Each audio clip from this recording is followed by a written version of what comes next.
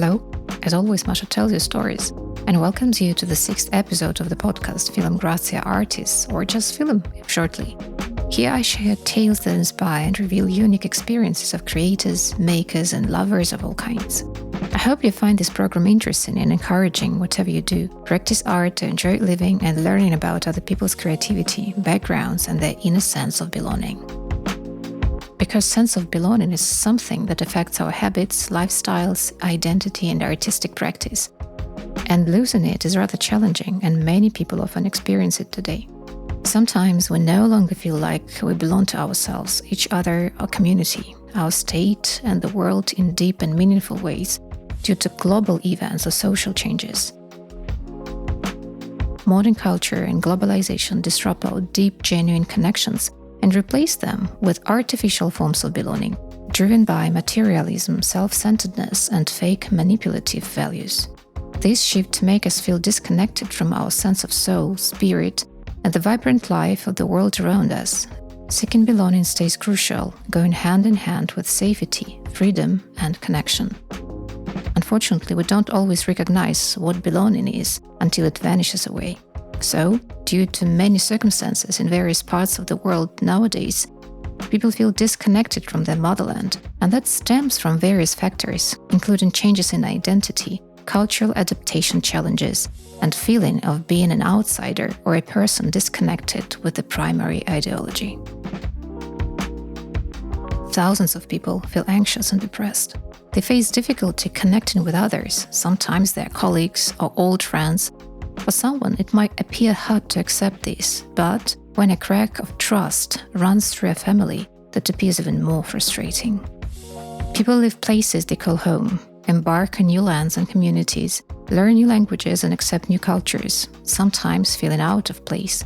And this is a common experience, particularly for those living abroad and facing significant life changes. For them, it's important to remember that these feelings are often temporary and can be managed with effort. But what if a person feels like an illegal alien in the place he was born? What if a person feels like an alien in the place he used to call home? Having limited chances to sail overseas, looking for more accepting surroundings. What if a person doesn't feel home like home anymore, doesn't feel safe there? What if there is no option to accept the conditions or develop a coping feeling due to societal ambiguity, change in context, state cruelty, and absence of freedom? These are difficult questions to answer. Nonetheless, people do feel stateless living in a state. People feel familyless living in a family. People feel disconnected from themselves, since no longer they can rely on their sense and their feeling of self-identification in the society, where an artificial, manufactured sense of belonging is maintained through manipulation, control, and the suppression of individuality. It has always been, it is often found today, and unfortunately, people will have such an unpleasant tradition if they avoid reappraising their past experience and developing new skills to cope with it. Such a phenomenon has always been under the observation of numerous thinkers. One of my favorite ones is Hannah Arendt. I'm sure some of you read or flipped through her works, and some could watch the movie released in 2012 about her. She, being a philosopher, a political theorist, and a survivor of a Holocaust, emphasized several socially poignant themes, and a sense of belonging is one of them. Arendt perceived the absence of a sense of belonging not just a personal crisis, but as a political and existential catastrophe brought on by the collapse of social, legal, and moral structures. She believed that belonging to a community where one's actions and options matter is crucial for experiencing a meaningful life and contributing to society. It is a fundamental human need and prerequisite for other rights and freedoms.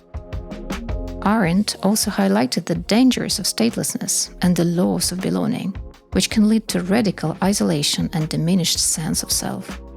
Like all the great thinkers from the past, Hannah Arendt understood the world better than most, and she remains an invaluable voice today. And I find lots of support in many of her writings, especially those devoted to thinking about loneliness in society and humanism. My absolute favorites are Man in the Dark Times and On Violence. I consider them like a bridge between psychology and political theory. a breach that provides readers with explanation of all dark sides in people and the importance of preserving the true human essence. In such a perspective, there might come some questions. Why did Arendt consider loneliness and the absence of a sense of belonging to be the political problem? Why did she connect a sense of belonging with psychological and physical violence and terror? Hannah Arendt observed loneliness as a result of lack or loss of a common ground of experience, and the distinction between fact and fiction, reality and experience, the distinction between true and false, between people for whom distinction no longer exists. Thinking about a community experiencing such loss, she mentions the term unorganized mass and emphasizes the danger that it can bring people. And I cannot agree more, because a society without connection and friendship, where the only basis of collective action is a fake or forced solidarity, accompanied with a combination of anger, disillusionment, and despair, is an awful place. One of the most haunting topics she discusses is stateless people and refugees, those stripped of legal and political belongings. For Arendt, people without a place in the world where one's rights are guaranteed are the people who are exposed to extreme dehumanization. And here I would add that in some cases, even with their own state, individuals can experience feelings of statelessness or limited human rights because of their beliefs and convictions. Arendt highlights how loneliness leads one down through paths to the worst possible outcomes. Loneliness, she writes, is the common ground of terror due to it affects people's public and individual realm and their social connections, destroying them. People lose the capacity to take part in political life and community life, resulting in the experience of not belonging to the world at all, which is among the most radical and desperate experience of man.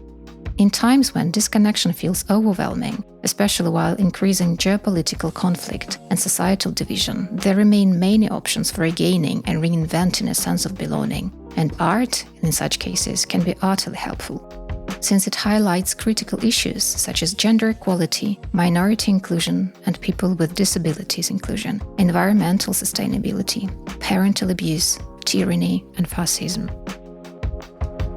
Art practice, especially in textiles, has emerged as a compelling medium for fostering cultural exchange and unique cultural code. It amplifies marginalized voices, both women and men, black and white, kids and elderly, to articulate their values at the times when they are not allowed to speak, dwelling in the sea of loneliness, being refugees and outsiders in the land, families and communities. In such surroundings, art holds a powerful role as a tool of social change, particularly within emerging social movements. If we look back to history, there we find many examples of fibre art, serving social change, being quite an accessible and portable medium. During the Holocaust, textiles and fibre arts became quite acts of resilience, remembrance and resistance for many Jews, especially women. Despite unimaginable conditions, these materials offered emotional survival, a way to maintain identity, and even a subtle form of defiance against Nazi dehumanization. Without access to paper, people stitched memories directly into the fabric, names, dates, and images. Some created hidden needlework diaries, sewn from scraps of cloth or uniform pieces. These works were small but powerful artifacts, preserving sentimental, personal, or communal stories, when other forms of documentation were impossible. One of such haunting examples to mention is the drawing and fabric works from Theresienstadt, made by children. Such creations are emotional records of children's experiences, loneliness and statelessness, hopes and fears. They reflect the limited resources and materials available that gave them a chance to speak about the gigantic traumas of their lives. Another example of art pieces that expressed resistance against the regime in Chile is marked by the Chilean arpilleras, women's resistance to the Pinochet dictatorship. The word arpillera means burlap in Spanish, a strong Hessian fabric used as a backing for tapestries. Arpilleras depicted the realities of life under the Pinochet regime, including the loss of loved ones, the impact of political violence, and the challenges of daily life. The use of bold colors and striking imagery, often incorporating fabrics from the cloths of disappeared children, made the tapestries powerful and memorable. The works created by Chilean women gained international recognition for their powerful message and artistic merit. The movement inspired people for resistance in Chile and beyond, and even today they continue to be a symbol of hope, serving a form of collective memory of periods of conflicts and social upheaval. The essence of making art in such a perspective is in having an indirect dialogue, asking questions through the textile medium, demonstrating that those who can read, decode, share ideas through fibers and threads can elaborate a sense of belonging and solidarity while the context of life changes. Fiber and textiles change their nature also, and aim to bring lots of cryptic meanings, providing people with Aesopian language. In a society where one gender dominates the other, even in the guise of some sort of equality, the vulnerable groups suffer from oppression, sexism, violence, and discrimination, and have no other way to fight for their right to vote or basic human rights at all, except by using the methods of intelligent communication, opposing it to the dominant methods of barbaric violence and tyranny. Thus appeared one of the monumental feminist artworks, The Dinner Party, by Judith Chicago, created in 1979. The works features ceramics and embroidery to celebrate the achievements of women throughout history. The installation forms a triangular table set for 39 women, and it challenges the male-dominant art canon by reclaiming women's history and elevating domestic crafts like needlework and ceramics to high art. Though it was aimed at famous figures, any person who has ever felt deprivation of violence from men but contributed to society by serving it, bringing children, can feel a sense of belonging to the global community of women and feel solidarity. One more example of solidarity and belonging is Rufina Bazlova and her thousands of cross-stitches of red and white. She's not afraid to give her art to activism, expressing her sense of belonging, pain, and love for her motherland through a symbolic narration. She was inspired by the traditional folk patterns of Belarus and Belarusian textiles that appeared extremely productive in telling the contemporary history of her country, a former Soviet republic ruled by an authoritarian leader. A number of her projects underline the tragic events in the Belarus protests in 2020. One of them is the history of Belarusian Vyshyvanka, which is a wordplay. It combines the Belarusian name of embroidery, Vyshyvanka, and the word vyzhyvat, meaning to survive.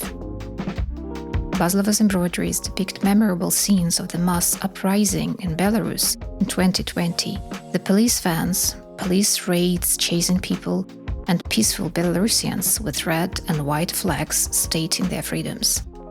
In some of the embroideries, there are direct, though rather intelligent, criticism of the regime. One of the works demonstrates a group of workers with shovels busy with burying a huge cockroach, which symbolizes the dictator. There are also stories on the topic of political prisoners. Bazlova gives a chance for her artistic ego to unroll and participate in a collective serving common artistic and political ambitions. She invites people around the globe to join stitching using her embroidery patterns as a healing practice, supporting political prisoners, raising awareness about the political context in Belarus, and as a process of self-identification and feeling of lovely home for Belarusians. In all these stories, there are many examples of a subtle strength that is rather soft and utterly humanistic. It has nothing to do with ideologies or regimes, since it is kept in our genes and it leads us through the darkness of times and epochs. It leads people even at the times when the thread frays, when we no longer feel held by our surroundings or native place, or even ourselves. In this quiet or unbearable feeling of disconnection, some wander through the noise of the world, looking for a familiar touch of a home that doesn't fade, and they find a glimpse of light kept in the like-minded people, or in their own reflection in a stream. Oh, that's you. I've known you for all my life. What a chance to find you when I need you most. Whether you strive to belong to something big or monumental, to an unstable present or a blurred past, to a plain or colored community, remember that we belong not because someone tells us, but because something stirs deep inside when we speak and when we work with our hands, recall our ancestors and their sad and happy stories, or simply sit one beside another, knowing that we are not alone. Belonging is not given, it is returned to us through presence, care, and action, through the slow art of listening and giving, through the time of self-reflection. May it bring you comfort, happiness, and joy. And I will be back soon.